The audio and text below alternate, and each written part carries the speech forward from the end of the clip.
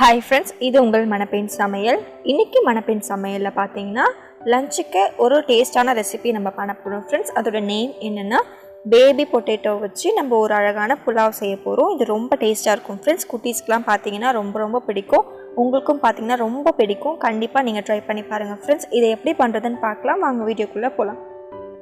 இன்னும் நம்ம மணப்பெண் சமையலை சப்ஸ்கிரைப் பண்ணாதவங்க வீடியோ கீழே இருக்க ரெட் கலர் சப்ஸ்கிரைப் பட்டனை ப்ரெஸ் பண்ணுங்கள். பக்கத்தில் இருக்க பெல் ஐக்கானை கிளிக் பண்ணி ஆல் செலக்ட் பண்ணிங்கன்னா உங்களுக்கு மணப்பெண் சமையலோட நோட்டிஃபிகேஷன் கரெக்டாக உங்களுக்கு அப்டேட் ஆகும்.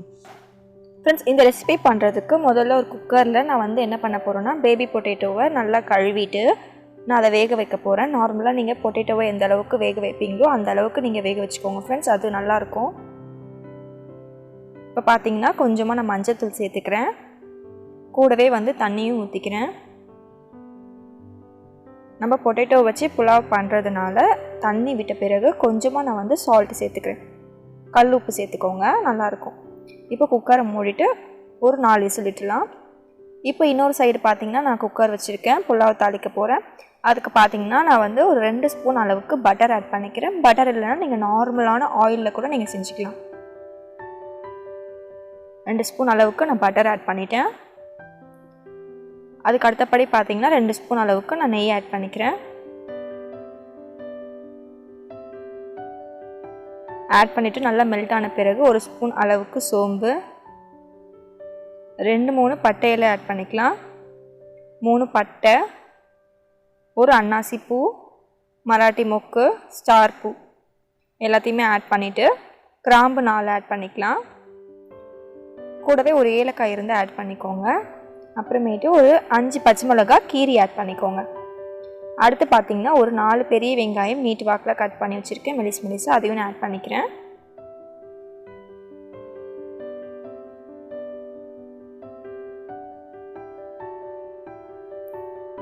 நல்லா வதக்கி விட்டுருங்க. எண்ணெயில் வெங்காயம் ஓரளவுக்கு வதங்கினா போதும் ஃப்ரெண்ட்ஸ்.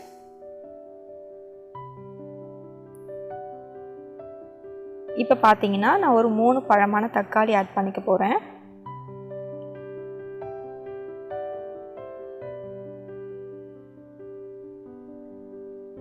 ஆட் பண்ணிவிட்டு இதுக்கு ஒரு நிமிஷம் நீங்கள் டைம் கொடுத்துருங்க. தக்காளி வதங்குறதுக்காக நான் உப்பு சேர்த்துக்கிறேன். அடுத்து நம்ம உருளைக்கிழங்கு நம்ம உரிச்சு எடுத்து வச்சுக்கலாம். தக்காளி வதங்கின பிறகு ஒரு 4 ஸ்பூன் அளவுக்கு இஞ்சி பூண்டு பேஸ்ட் ஆட் பண்ணிக்கலாம்.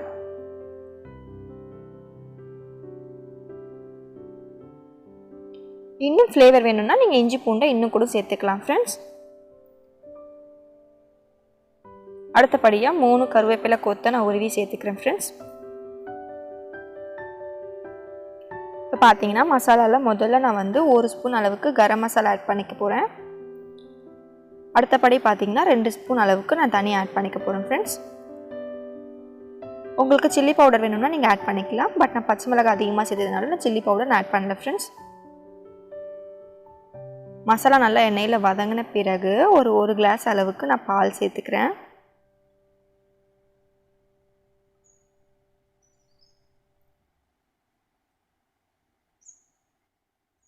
சேர்த்துட்ட பிறகு பார்த்தீங்கன்னா நமக்கு லைட்டாக கிரேவி மாதிரி இருக்கும். அதுக்கு அடுத்தபடியாக பார்த்தீங்கன்னா நம்ம அரிசி எதில் அளந்தோமோ அதில் பார்த்தீங்கன்னா நான் 4.25 அழாக் அளவுக்கு நான் தண்ணி வைக்க போகிறேன். ஏன்னா நான் 2.25 அழாக் நான் அரிசி எடுத்திருக்கேன் ஃப்ரெண்ட்ஸ்.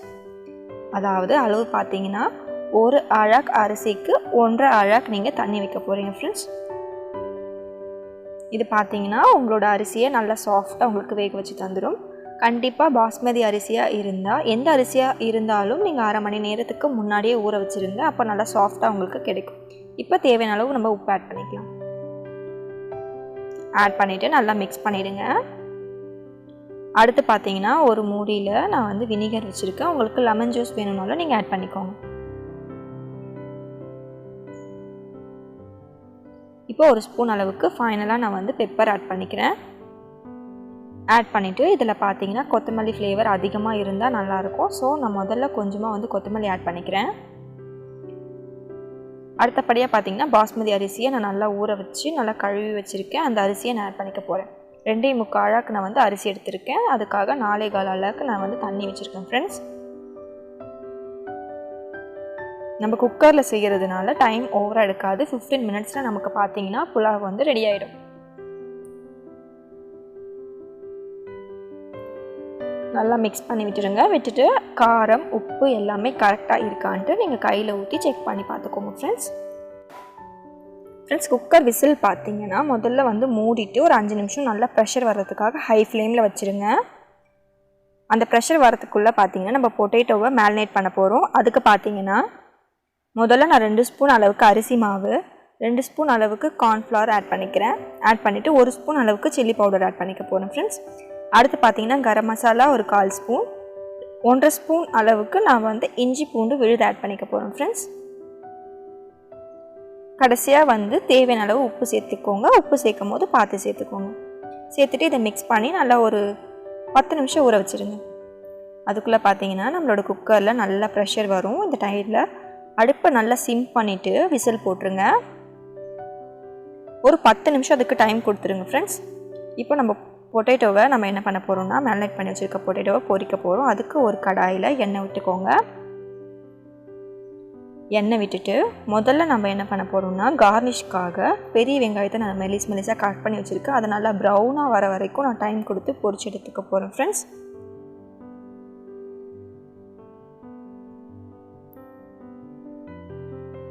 வெங்காயம் பொரித்து முடித்த பிறகு பார்த்தீங்கன்னா உங்கள் குக்கர் பார்த்தீங்கன்னா 10 நிமிஷம் ஆகிருக்கும். அதை மறக்காமல் ஆஃப் பண்ணிவிடுங்க. அடுத்தபடியாக பார்த்தீங்கன்னா நம்ம அதே எண்ணெயில் பொட்டேட்டோ போட்டு ஃப்ரை பண்ண போகிறோம். நல்லா கோல்டன் ப்ரௌன் வர அளவுக்கு நீங்கள் டைம் கொடுத்துக்கோங்க.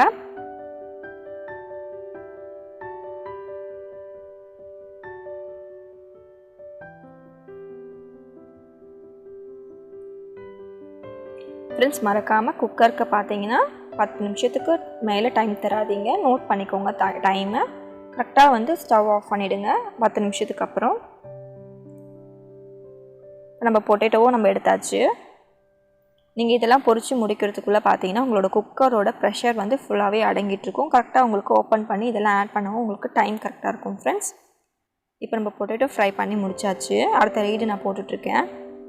இதையும் ஃப்ரை பண்ணி எடுத்து வச்சுட்டு அதுக்கு அடுத்தபடியாக பார்த்தீங்கன்னா முந்திரி திராட்சையை நான் பொரிச்சிக்கிறேன்.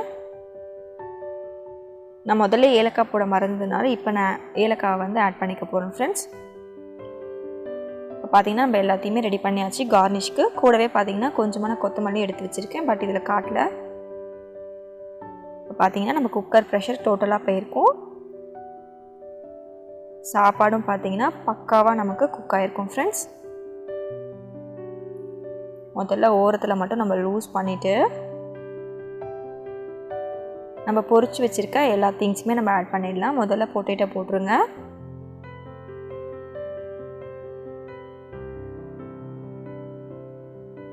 அதுக்கப்புறமேட்டு நம்ம பொரிச்சு வச்சுருக்க வெங்காயம் கூடவே முந்திரி திராட்சை கொத்தமல்லி எல்லாத்தையுமே நீங்கள் ஆட் பண்ணிவிடுங்க ஃப்ரெண்ட்ஸ். இப்போ நம்ம பார்த்து பதமாக நம்ம கிளறிக்கலாம். அரிசி உடையாமல் பார்த்துக்கணும் இல்லையா, அதுக்காக நம்மளோட அரிசி பார்த்திங்கன்னா முழுசாக பக்காவாக வெந்திருக்கும் ஃப்ரெண்ட்ஸ். ஸோ நீங்கள் பயப்படவே தேவையில்லை. நான் சொன்ன டிப்ஸ் படி நீங்கள் வந்து குக்கரை ஃபாலோ பண்ணிக்கோங்க ஃப்ரெண்ட்ஸ். அது என்னென்னா முதல்ல வந்து ப்ரெஷர் வர வரைக்கும் நீங்கள் 5 மினிட்ஸ் டைம் கொடுக்க போகிறீங்க. டைம் கொடுத்துட்டு ப்ரெஷர் வந்த பிறகு நீங்கள் விசில் போட போகிறீங்க. விசில் போடும்போது பார்த்திங்கன்னா சிம்மில் வச்சுக்கோங்க. சிம்மில் வச்சுட்டு விசில் போட்ட பிறகு ஒரு 10 நிமிஷம் கழித்து நீங்கள் அடுப்பை ஆஃப் பண்ணிவிடுங்க. ஆஃப் பண்ண பிறகு ஒரு 15 நிமிஷம் கழித்து நீங்கள் ஓப்பன் பண்ணிங்கன்னா உங்களோட ரைஸ் பக்காவாக குக் ஆகிருக்கும்.